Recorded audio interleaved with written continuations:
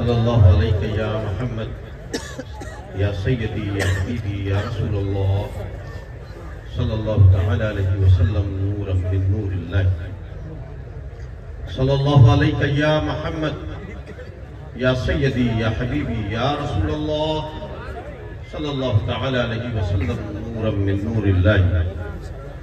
सल्लल्लाहु अलैहि या मोहम्मद या सय्यदी या हबीबी या रसूलल्लाह सल्लल्लाहु तआला अलैहि वसल्लम नूरम मिन नूरिल्लाह। नहमदुहु व नसल्ली अला रसूलिल करीम, अम्मा बाद। अऊज़ु बिल्लाहि मिनश शैतानिर रजीम, बिस्मिल्लाहिर रहमानिर रहीम। वअतसिमू बिहब्लिल्लाहि जमीअन व ला तफर्रक़ू। सदक़ल्लाहु मौलाना व अलियुल अज़ीम।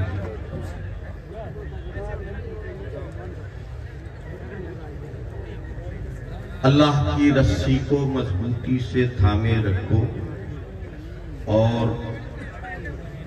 किसी भी किस्म का तफरका मत पैदा होने दो। ये कुरान करीम के जरिए अल्लाह रब्बुल इज्जत हमको आगाह कर रहा है। मेरे दोस्तों,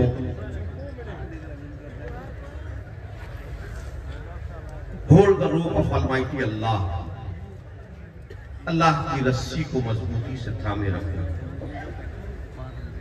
कुर्बान जाइए आक़ाए दो जहां सल्लल्लाहु तआला अलैहि वसल्लम के ज़ात अक़दस पे।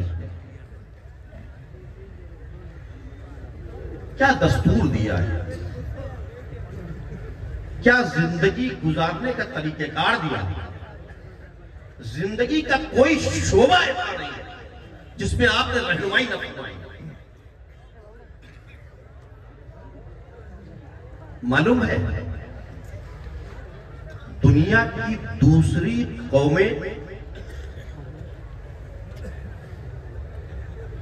किस बात से डरती हैं, उनकी आंखों में चुभता क्या है। बात को समझने की कोशिश कीजिएगा और इस आयत करीबा को अपने तसव्वुर में रखिए। उनको चुभता है कांग्रीगेशन,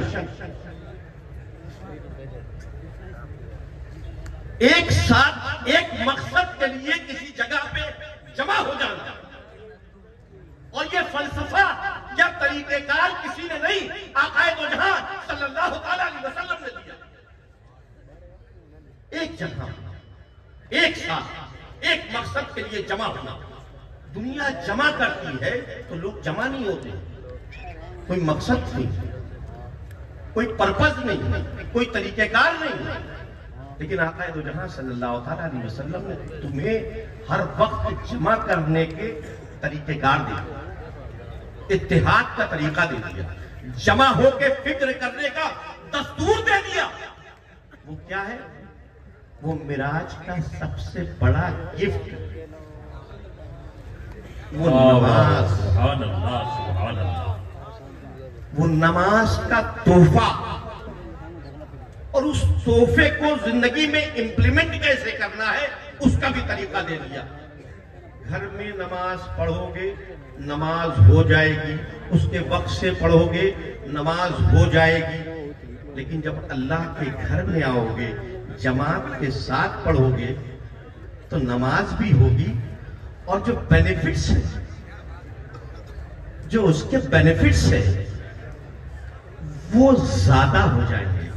घर में तिजारत करोगे, घर में अल्लाह की इबादत करोगे तो सवाब एक।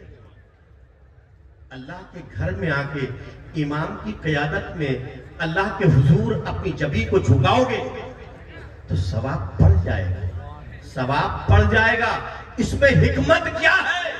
नमाज वहां भी पढ़ी जा रही है, नमाज अल्लाह के घर में इमाम के पीछे जमात से पढ़ी जा रही है, सवाब बढ़ाया क्यों किया है? मकसद अल्लाह के घर में बुला के तुम्हारे दिलों को मिलाना है, तुमको करीब लाना है, तुम्हें इत्तेहाद की ताकत को कूटना है, तुम्हें एक दूसरे के मसाइल से आशना कराना है। मेरे दोस्तों, हमने अल्लाह के घर को जाना छोड़ दिया। अल्लाह के घर में जमा होना छोड़ दिया, मसाइल पे सोचना विचारना छोड़ दिया, गुफ्तगू करने छोड़ दी, एक दूसरे के मसाइल से आशना नहीं हुए। पड़ोसी भूखा मर गया, पड़ोसी लाइल्म चला गया। हमने कभी तवज्जो नहीं की, कभी जानने की कोशिश नहीं की। यही वजह है जो हमारे घरों से बरकत जाती रही। यही वजह है जब हमने दस्तूर मोहम्मदी को, फलसफा मोहम्मदी सल्लल्लाहु अलैहि वसल्लम को बालाए ताक रख दिया, उसकी अहमियत को अपने घरों से निकाल दिया, उसकी फजीलत को समझना छोड़ दिया। तो दोस्तों, उसका हाल ये हो गया कि हर जगह पे जालिम ताकतें हम पर मुसल्लत हो गई। अलग अलग तरीके से हम पे जुल्म और ज़्यादती के पहाड़ तोड़े जाने लगे। उसकी तस्वीर आपके सामने है, कहीं फिलिस्तीन की शक्ल में है, कहीं यमन की शक्ल में है, कहीं सीरिया की शक्ल में है, कहीं इराक की शक्ल में है, कहीं हिंदुस्तान के दूसरे सूबों की शक्ल में है, कहीं अफगानिस्तान की शक्ल में है। पूरी दुनिया के अंदर हम देख रहे हैं, कसीर तादाद में हम हैं। वसाइल पे हमारा इख्तियार है, तेल हमारे पास है, गैस हमारे पास है, माशी जरूरतों पे जो दुनिया को चलाता है उसका 67% हिस्सा हमारे पास है।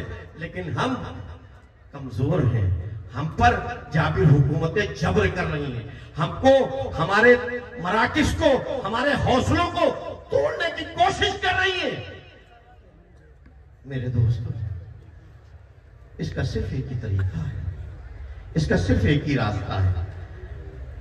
और थोड़ी सी बात ऐड करते हुए चलूं मौजूदा हालात के ऊपर, उसके साथ अपनी बात पूरी करूंगा। एक कॉन्सेप्ट चला है हमारे प्यारे वतन अजीज में, ये हमें जान से प्यारा है, ये हमको बहुत प्यारा है, ये हमें अजीज है।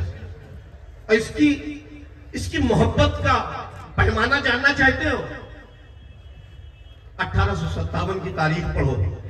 1857 से 1859 तक इस मुल्क में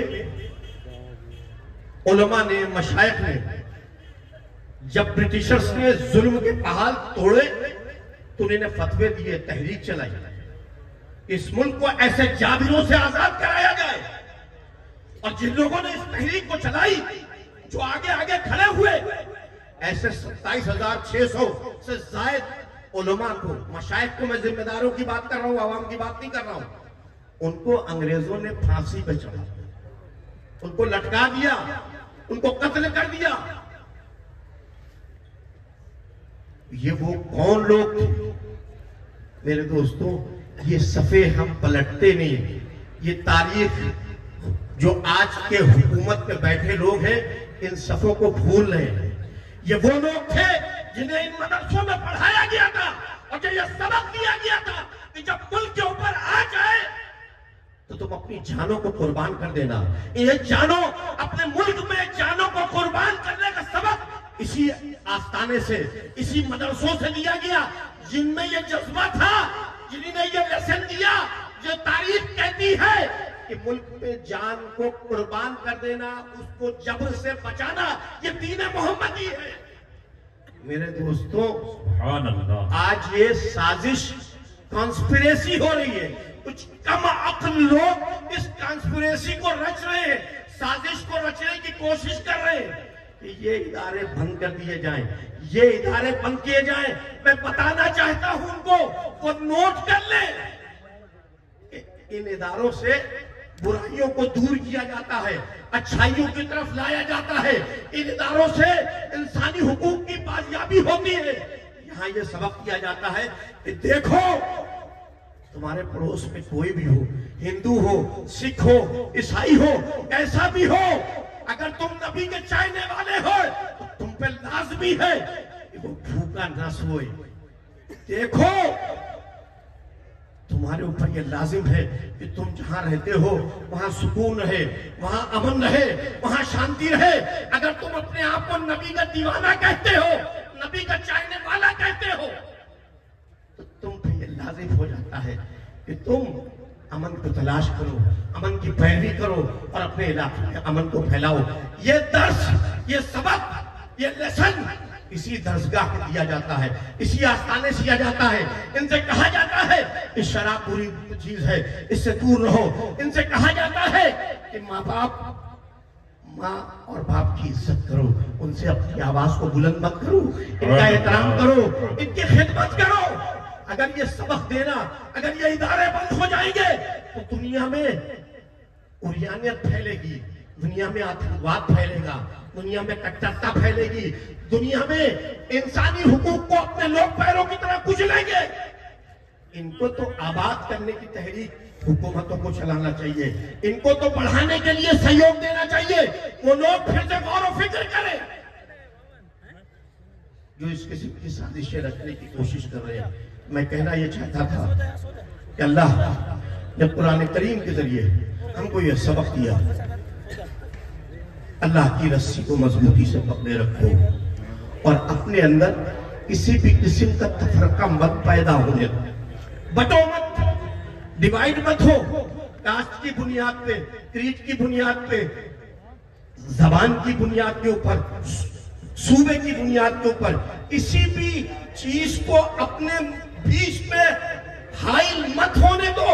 ये शाना और बशाना अल्लाह रब्बुल इज्जत जो 5 वक्त नमाज में खड़ा करता है तो वो ये लेसन दे के भेजता है कि तुम अल्लाह के हुजूर शाना बशाना खड़े हुए हो, और जब बाहर निकलना तो भी शाना बशाना खड़ा रहना, इसकी तकलीफ में शाना बशाना खड़ा होना, इसके दुख में शाना बशाना खड़ा होना। अगर ये लाइल्म है तो इसको इल्म देने के लिए शाना बशाना खड़ा होना, ये कमजोर है तो उसको ताकतवर बनाने के लिए शाना बशाना खड़ा होना, अगर ये गलत राह पे है तो उसे राह पे लाने के लिए शाना बशाना खड़ा होना। मेरे दोस्तों, उस फलसफे को, उस दस्तूर को, उस तरीकेकार को हम भूल गए, हमने उसको अहमियत नहीं दी, हमने उसको अपनी जिंदगी से निकाल दिया, उसको अपनी घर से निकाल दिया। हमने आकाए जहां सल्लल्लाहु अलैहि वसल्लम को, सुन्नत को हकीर समझ लिया, कमजोर समझ लिया। वही वजह हो गई है कि हम आज पसमानदगी में हैं, हम पर आज लोग जुल्म ज्यादती कर रहे हैं। वही वजह है कि हम जमीन ख्वार हो रहे हैं, हम कमजोर हो रहे हैं।